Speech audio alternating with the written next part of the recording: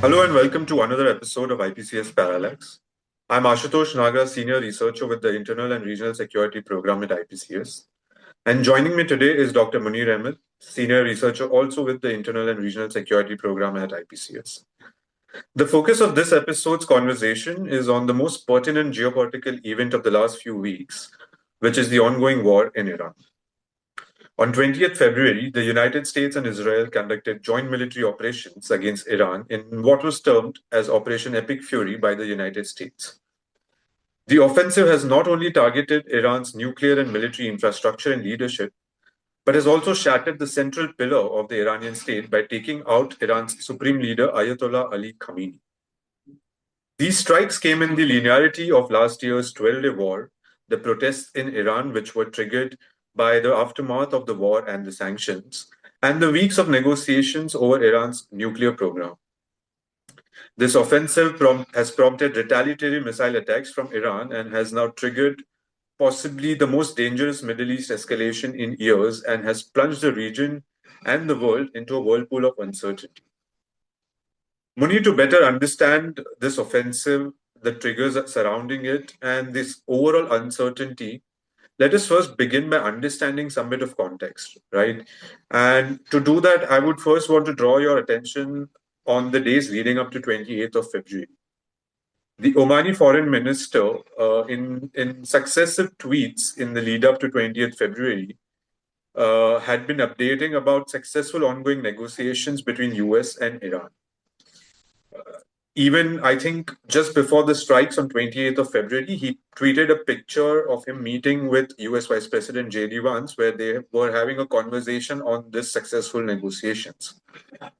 If the negotiations were going on well, as hinted by the Omani foreign minister, what developments then in the lead up to 20th February set the stage for this Operation Epic Fury?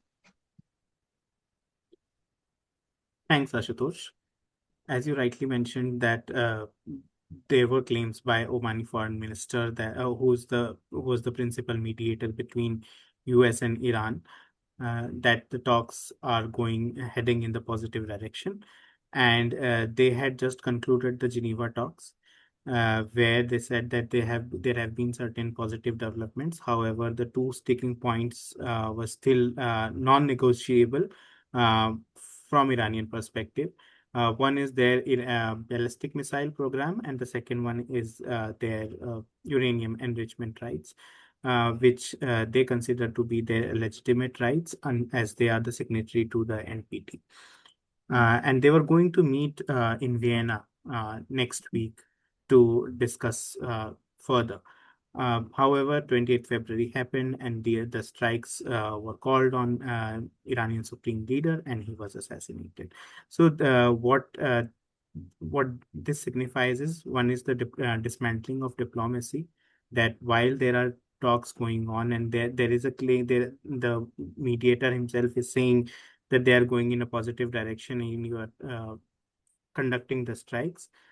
So that is a blow to the diplomacy. On the other hand, it also seems like that the diplomacy was just a smoke screen, and you wanted to hit. And there are proof of this, of the intent to target the supreme leadership of Iran, because they have, by till now, they have spent certain amount of time tracking Ayatollah Ali Khamenei's movements and his locations that were being tracked by the intelligence agencies from United States and Israel. Sure.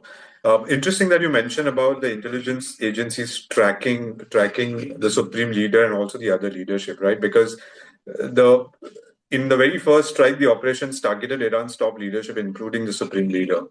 And I think a day or two after 20th February, there was also this very interesting report in the Financial Times, if I'm not wrong, which mentioned about CIA having its personnel on the ground tracking the leadership, specifically that of Supreme Leader and his people.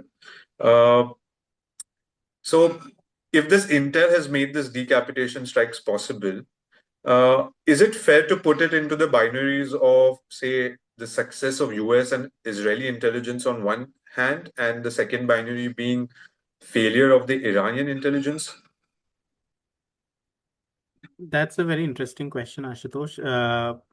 Because tracking somebody, a leader, basically the leader who is being protected so much, Mhm. requires deep intelligence penetration and operational coordination. And satellite surveillance was involved, on-ground surveillance and intelligence networks were involved to track his movement. They had access to the security and traffic cameras in Tehran. Uh, and uh, and Iran sort of the in the strategic shock that was supposed to be the that was supposed to be happening against the Iranian regime through these decapitation strikes has not happened somehow, because the regime stays intact and the new leader is in place. And I wouldn't really uh, subscribe to the binary of intelligence superiority versus intelligence failure versus intelligence success, but it is rather another instance of intelligence superiority of United States and Israel, which they have proved time and again, not just with the assassination of the supreme leader, but many other assassinations before and after him. So intelligence superiority is a very, very fair assessment to be made here. Um, Munir, I would want to draw your attention towards a little more of an international perspective of this ongoing war, and more specifically towards the Gulf states, right? Several Gulf states are now directly involved in this conflict, primarily through the basing arrangements that they have and also the security partnerships, and more importantly, because of the geographic exposure that they have, right? This has not only impacted the Gulf states, but has also heavily disturbed, if I may call it, the global energy and trade supply chains, and has had its impact on the global world at large. We are seeing that in India as we are speaking right now. Uh, then, with regards to the Gulf state, how is this war reshaping the GCC's security calculus and also its regional positioning now? Uh, there was a rapprochement going on between Iran and Saudi Arabia, as we all know, and it was brokered by China. So that has been undone. On the other hand, the Gulf states were busy diversifying their economies and relations uh, beyond the influence of United States for several years now because of their post-oil economic visions and and also removing or reducing their dependency on the oil rents. They have been now involved in SCO, BRICS, and have involved with countries like Russia, China, and India. Now that is going to be further calibrated and further reinforced after Iran was able to successfully target the military assets that are present on their territories, because Iran has successfully widened or regionalized the conflict, and this was their uh, promise, if I can call it that, because they are conducting the Operation True Promise. They said that we are going to that the military bases and assets that are present in the Gulf territory will be Iran's legitimate target if Iran faces an existential threat by United States or Israel. They didn't do it in the 12-day war, but they have done this time, and that has delivered an element of surprise for Mhm. all of them, actually, not just Israel and United States, but for the Gulf countries as well. What this will do is this will push the Gulf countries to recalibrate their strategy. They will be much more cautious in their approach now, and because this delivers not just the strategic blow for them, but um, also the economic.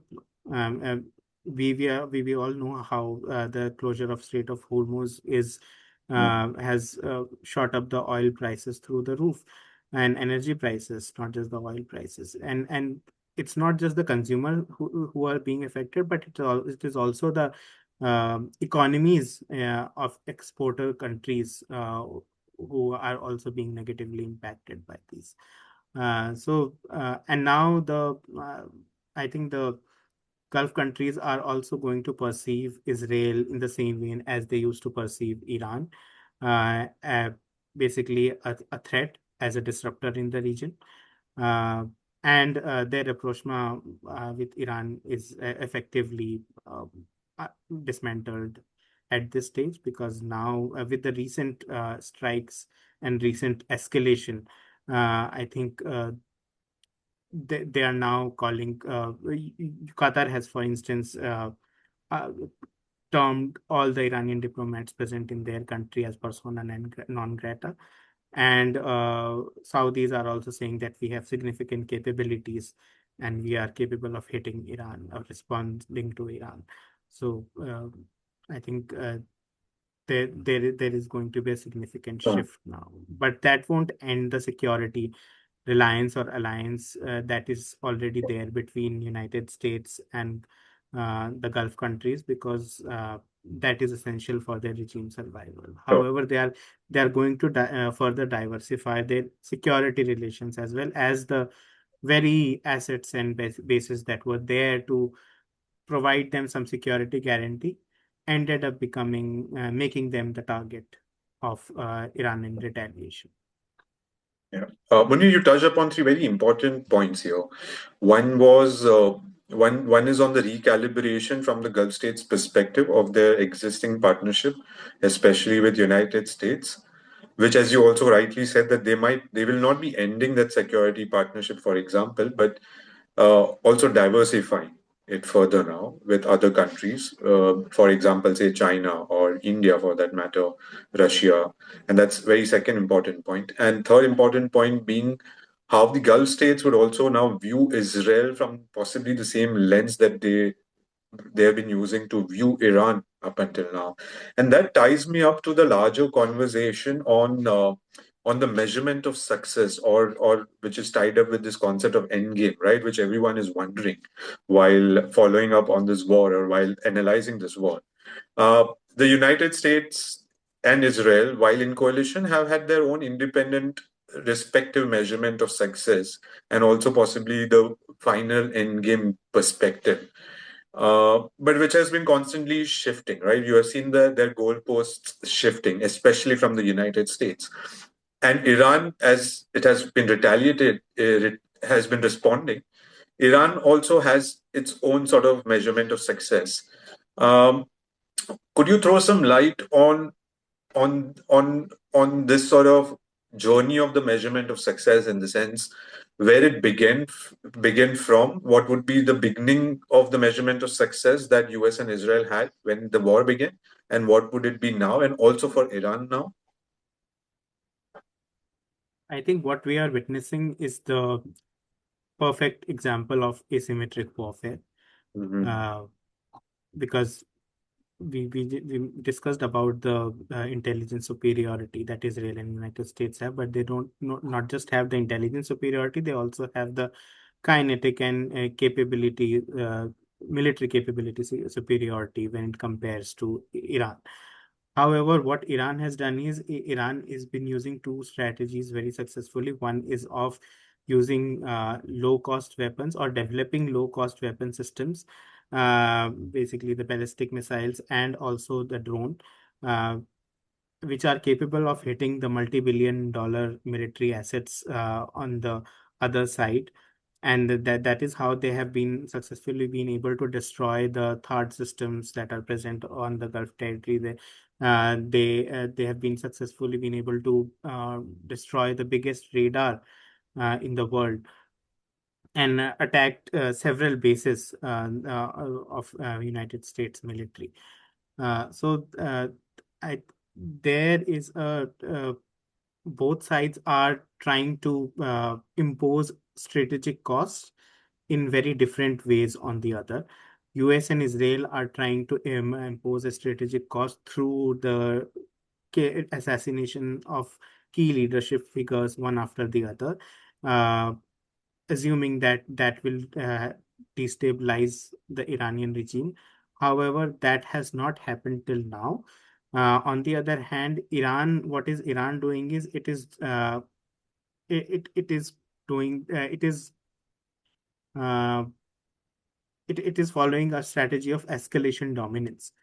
Basically, when uh, when one leader or a particular oil depot is targeted by US and Israel, they hit at with multiple force and at multiple locations. If their one gas field is targeted, in this case the South Pars, they have hit the Qatar, the largest LNG gas field in the world. They have oil refinery in Haifa in Israel. They have also hit targets in Saudi Arabia. So this is how they are practicing the escalation dominance in this regard. So I think that is this is how, if you can measure the success uh, in terms of the shifting goalposts. I think both United States and Israel entered this war with a differing set of objectives. With United States coming in as thinking that they will conduct some quick decapitation strikes, and that will have a snowball effect within the Iranian regime, and it will destabilize and they will leave. However, Israel even now is saying that we need at least 3 to 4 weeks to achieve our objectives. So I think they are approaching this conflict with different sort of visions. That is clear. On the other hand, Iranian both Iranian retaliation as well as where they have where US and Israel have chosen to strike has also manifested the difference in their approach towards the conflict, because US has distanced itself on 2 occasions from Israel. One was when Israel struck the oil depots of Iran, and where there were when there were massive fires in Iran in Tehran, and also now very recently when Israel struck the South Pars gas field. Uh, so uh, so I think there is a difference of approaches when it comes to United States and Israel. So and the goalpost has always been shifting. Trump has claimed victory multiple times, and he's still calling upon his NATO allies to come and help open the Strait of Hormuz. Out of all the countries, he's even calling upon China to do that, but till now they have not responded positively to his calls. Sure. Yeah, I mean, you mentioned about Trump calling upon his NATO allies, right? And they have been pretty vocal about the fact that this is not their war, and they would not be getting into it at this point, which also hints at the increasing friction between the United States and the NATO allies.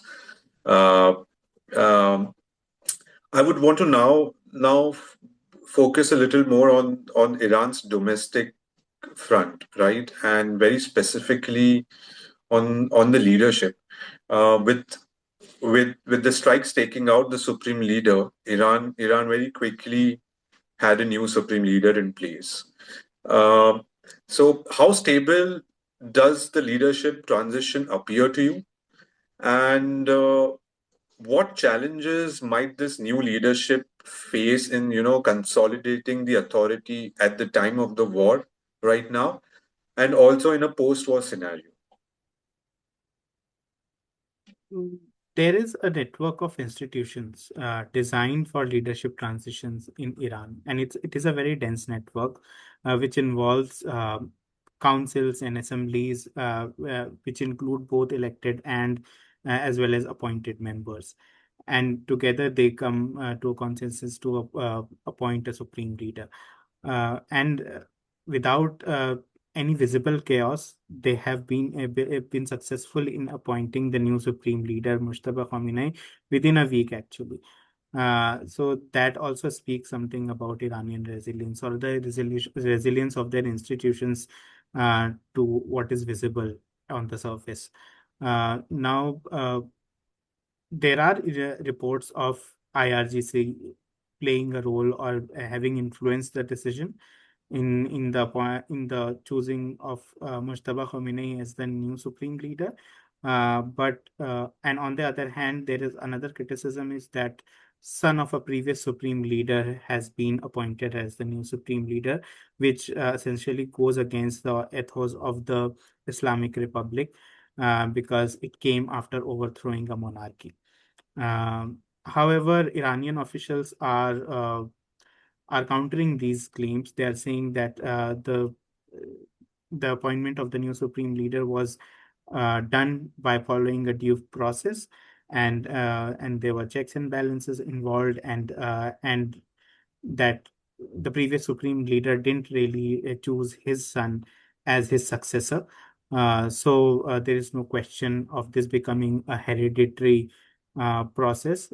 Mujtaba Khamenei has been chosen uh, based on his own credentials rather than him being the son of Ayatollah Ali Khamenei. So now this becomes the internal.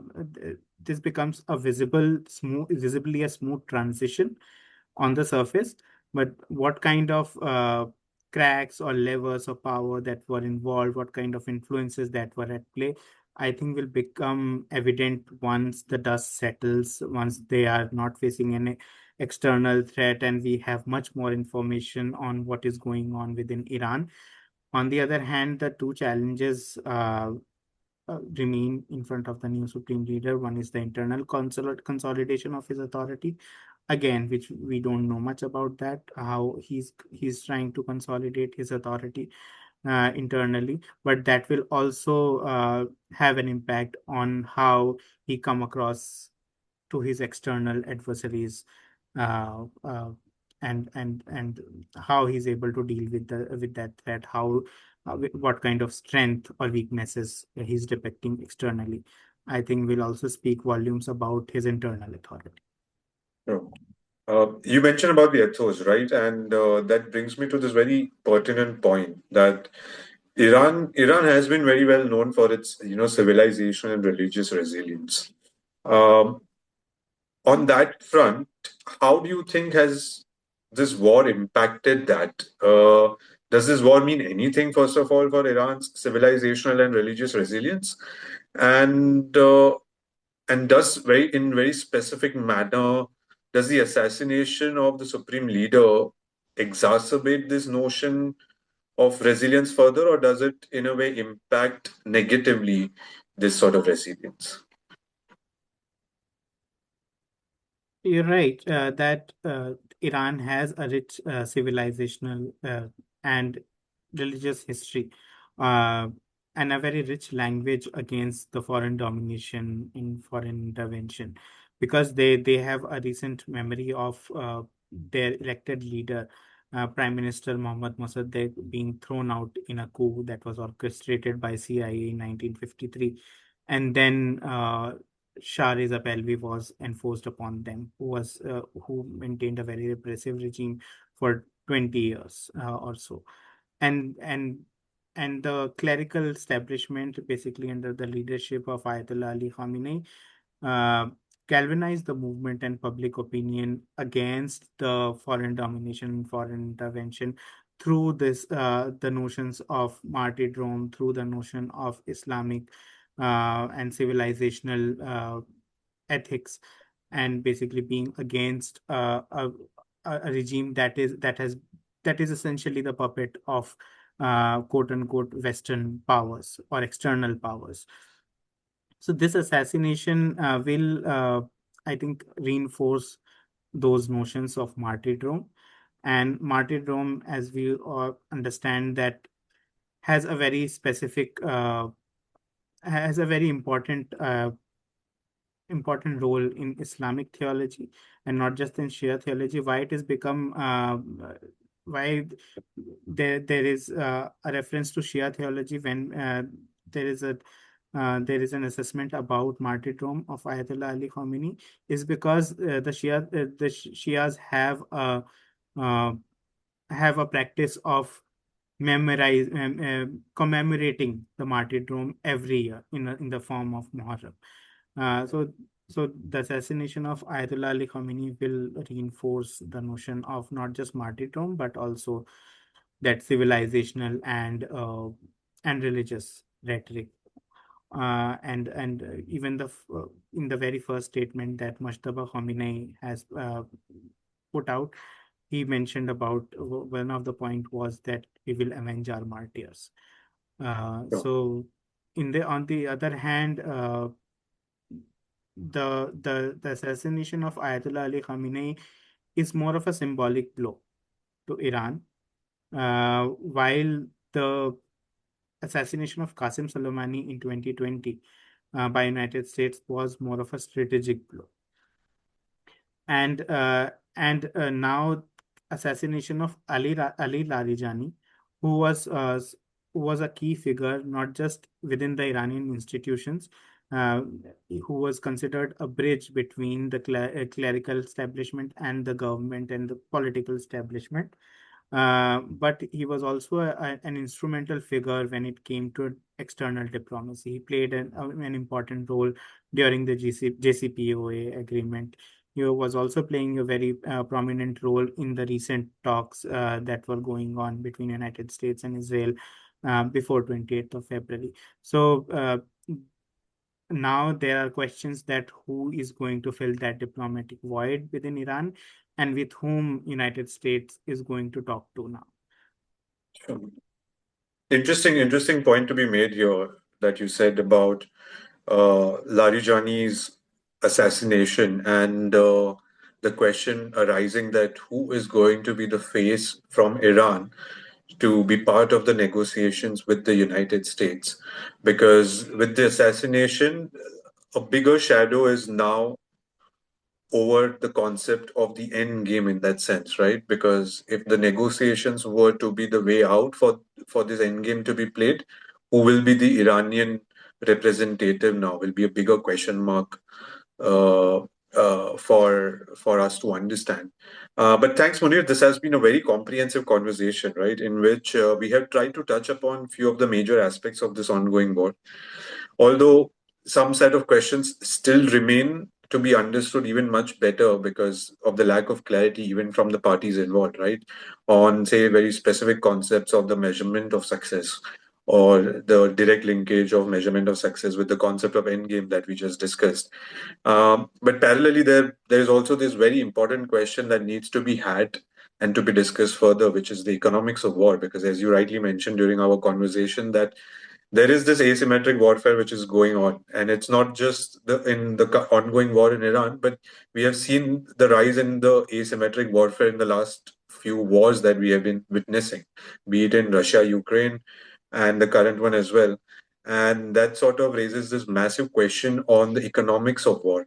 But that's a parallel conversation to be had as well, alongside understanding where this war is heading into. Perhaps the development of today and tomorrow might give us some answers, but we'll have to wait and watch for that. But for now, this will be it from this episode of Parallax. Thank you for joining. Thank you for watching, and Munir, thank you for your inputs. Thanks, Ashutosh.